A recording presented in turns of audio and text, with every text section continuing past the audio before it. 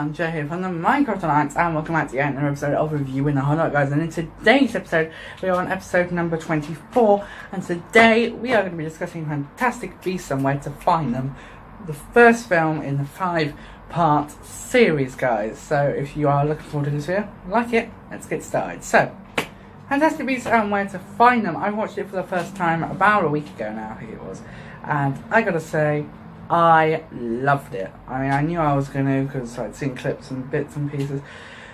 But I really loved it. Now, I'm going to talk a little bit. I've got a list of characters here to remind myself because I've only watched it once all the way through. So, yeah, as you can imagine, my brain's a bit, ooh, but I do remember most parts. Sorry about the weird red lighting. In the next video, I think I will put my lights on, but I really can't be bothered to get up now. And I really wanted to review this film first as before Kaz Child, which I'll be reviewing. You would have already seen that. That video should be releasing about the same time as this one, but I'm recording this one first. Anyway, so, Fantastic Beasts and Where to Find Them. Really loved the movie, but again, we're going to run through this list of characters first. Now, we've got Newt Scamander. Now, he is, I don't know everyone's last names, I just remember his last name. I love Newt. I love Eddie Redmayne in this film. He's really good, I think. I really love just, like, watching him play a lead in the Wizarding World, as opposed to like the magical trio or whatever they're called now. The trio, but there's like they've got like a adjective from their name. Yeah, so I love that. He was great. I loved the mating dance. By the way, I should point out, big spoiler alert before I go any further. Spoiler alert. There will be spoilers in this video. You have warned. I know I just said that one word, but you wouldn't have known, so if you want to go away, go away. Okay, so yeah, spoilers ahead. The mating dance was one of my favourite scenes in the entire film. It was just so hilarious, watching him mate with this Rumpin, wasn't it? I think it was.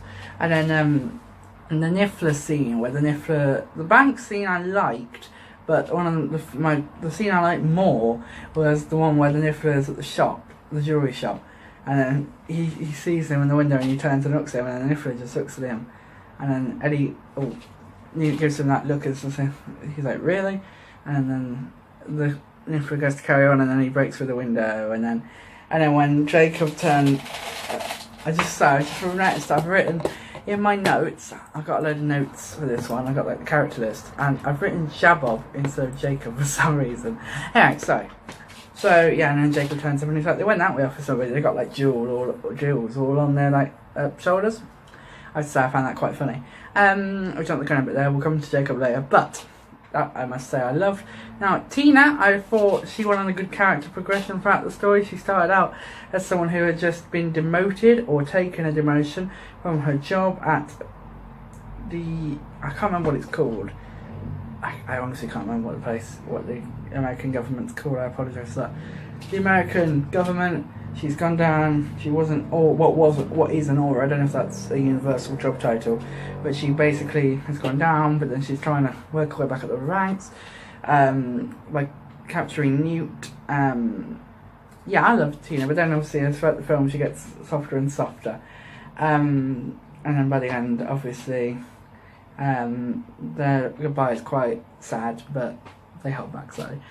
Queenie, the Legitimens. Now, I like Queenie as a character. I really love the way how like her and Jacob are, because like the way how she just reads his mind, and yeah, well, that's what it is. But the mind is not a book, apparently, according to Snape. I don't know if you guys have seen. I'm not going to go into it here. This is my initial opinions, but there is a theory that Queenie is Snape's grandmother, which is an interesting theory, I must say. Yeah, be interesting to see. I doubt it, but that was an interesting theory that I read about, watched the video about. But anyway, enough about theories, we're talking about fact. Yeah, so basically, that's that. I love the way how she has problems with reading Brits' minds. Brits' minds, I found that quite amusing. Anything else? Trying to mention about Queenie. apart from her relationship with Jacob, no. I think her and Jacob, I could say, have a really, really good relationship. Jacob being the muggle. I'm going to call him a muggle. I'm not calling him an homage because I'm used to saying muggle. I've said muggle now for, over 20 years. I'm not changing to nomad just because it's said. To me, nomad is kind of like the official sort of term, but the muggle is like a slang term, but then that represents us Brits perfectly. We like to use slang, so I like that. So I'm calling them the muggles. So if I mention muggle, you know I mean muggles.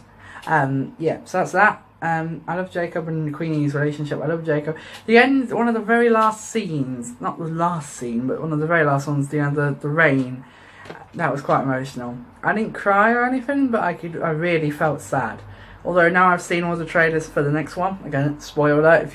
Spoiler alert not only for the first film, but spoiler alert for the trailer for the second one. If you are that sort of person that doesn't want to see trailers, click away or mute the video for a few seconds. I'll do this while I'm talking about the next film, and when I've finished talking about the next film, I will remove my phone like that, which will tell you that I've finished, okay? So, trailers for the next film have, there's one at Comic Con, and it basically shows that he's back. Really looking forward to seeing him back. I'm really sad when he left. And also, Nicholas Flamel is going to be in the next film, which is interesting. I am actually really looking forward to seeing that. Alright, I've stopped talking about spoilers now for the next film, in case you are one of those people that don't like to watch trailers. That's fine. I understand that. I know people that do that. I don't, but I know people that do that. But anyway, quickly moving on. Going down the list, because I've still got a fair few left to do. We'll do some of these in a group. Credence and Mary Lou.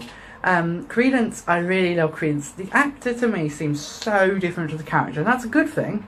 That's a really good thing. But, and I love how much of a Harry Potter nerd. I've forgotten the actor's name. But I just love how much of a Harry Potter nerd he is. It is just to me really, really cool. And Mary Lou, I love her character. Obviously she ultimately ends up being killed in this one. I don't actually know, was she killed by Credence or the little girl? I don't know. Now, the next character on my list is Percival Graves, but I don't know if we can really talk about him so much as who he was. Which pretty much... Right, okay, so I'm going to ignore Percival Graves for now, because I've got one more character left on my list, which is Henry Shaw, the person who directed and was the head of the newspaper, from what I got from what the film said.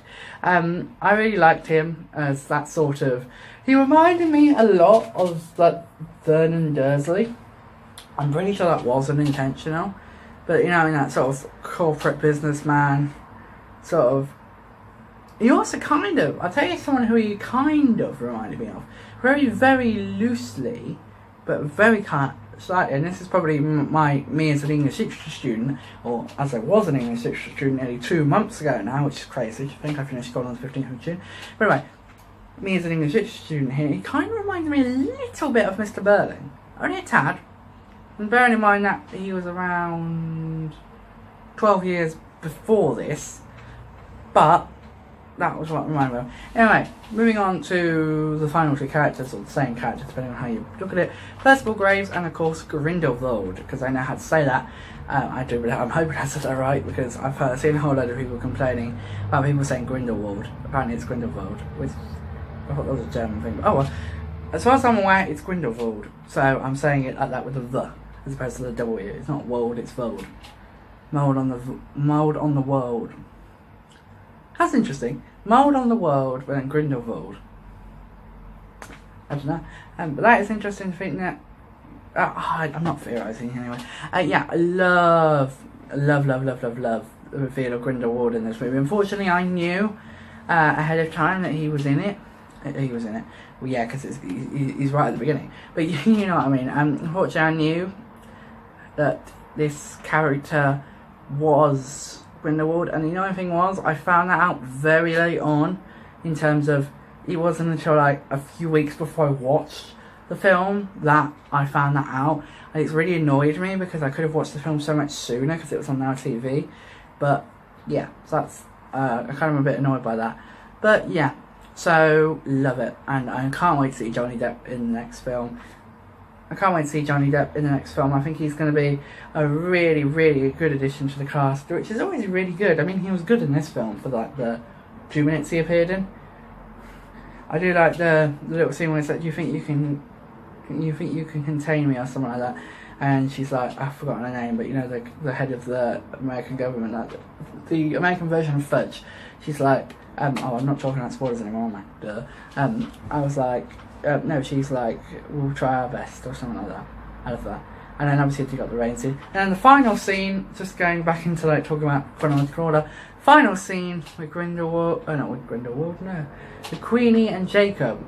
I think that's a really emotional scene. I actually heard from the cat's mouth, so from those two themselves, that was the first scene they filmed, was that final scene, which is quite an interesting way to do it.